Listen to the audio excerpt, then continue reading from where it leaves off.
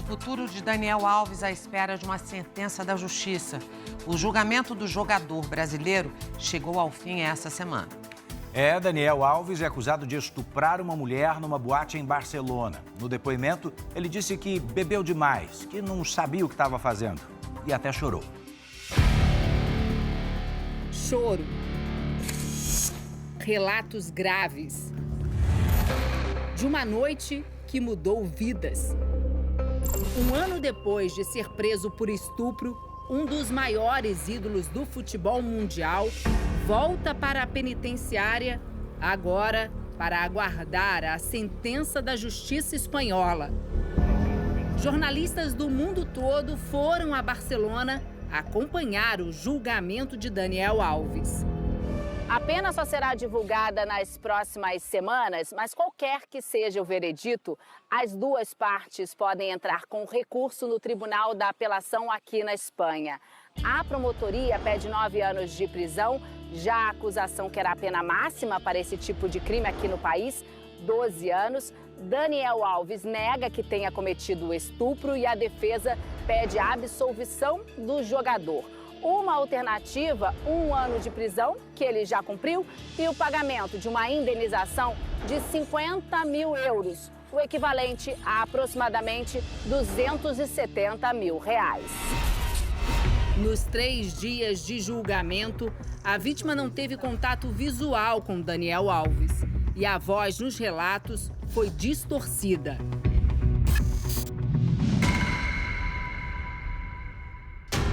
Camisa branca, calça jeans, sem algemas. Só um policial ao lado do jogador. Foi assim que ele ouviu o depoimento da vítima durante 1 hora e 15 minutos. Separada por um biombo, ela reafirmou em detalhes a acusação de agressão sexual em 30 de dezembro de 2022, no banheiro da Boate Sutton, uma das mais badaladas de Barcelona. Também falaram a prima e uma amiga da denunciante. A jovem teria saído do banheiro chorando muito, dizendo que o jogador a tinha machucado. Depois disso, a boate acionou o protocolo de segurança.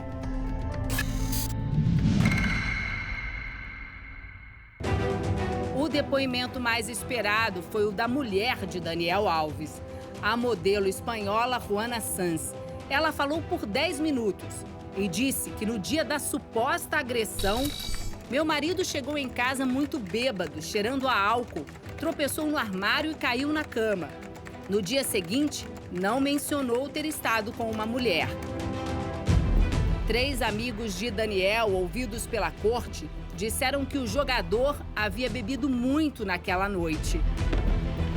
Bruno Brasil, um deles, afirmou que não percebeu nada de estranho na saída do banheiro e que não viu a jovem chorando. Já um dos sócios da danceteria, o gerente e funcionários, reforçaram os relatos da moça.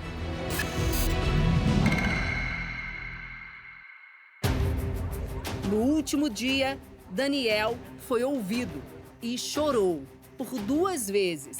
As versões sobre o que aconteceu foram se modificando durante o ano de prisão preventiva. Primeiro, o jogador disse não conhecer a suposta vítima. Depois, confirmou que a encontrou no banheiro da boate. Com as evidências, disse que teriam feito sexo oral. Por fim, teve relação consensual. No julgamento, alegou que estava sob efeitos de bebidas, um artifício que pode atenuar a pena. Pedimos 5 garrafas de vinho, 1 uísque, 1 saquê. Tomei mais ou menos 2 garrafas de vinho e 1 copo de uísque. Daniel Alves contou sobre os minutos antes do suposto estupro. Depois de algum tempo, estávamos dançando mais perto. Começou a passar as partes íntimas dela nas minhas. Falei para ir ao banheiro e ela disse que tudo bem. Depois, descreveu com gestos o que se passou no banheiro.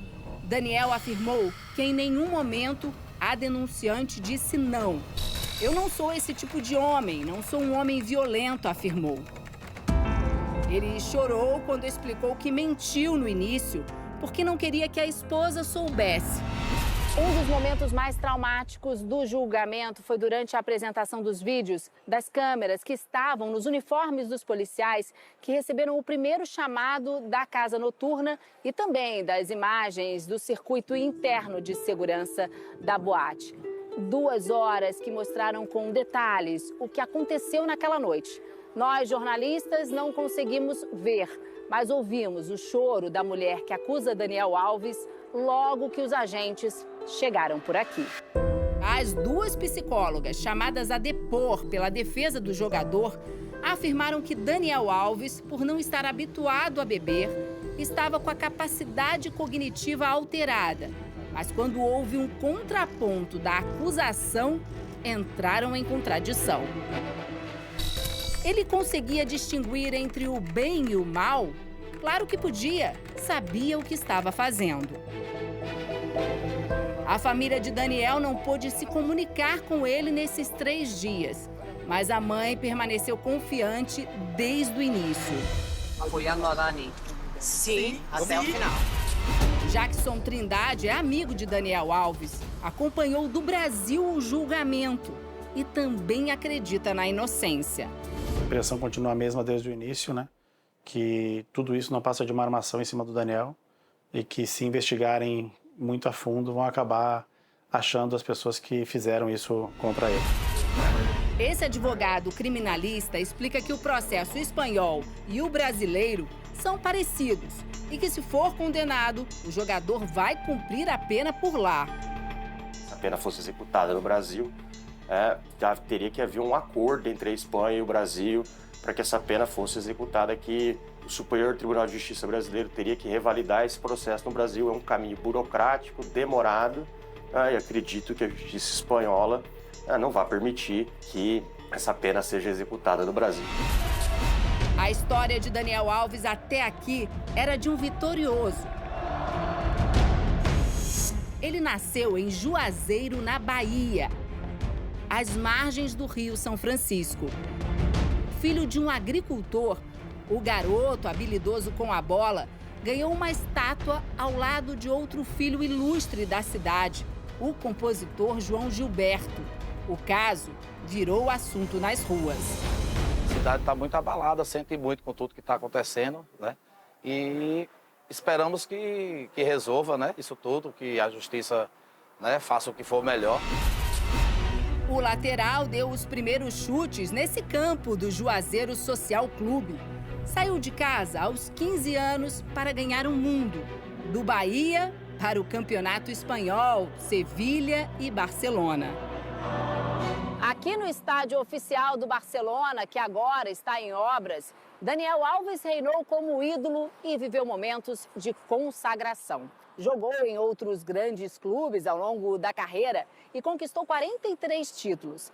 Tanto que o lateral é o segundo jogador com mais títulos oficiais da história do futebol mundial, atrás apenas de Lionel Messi.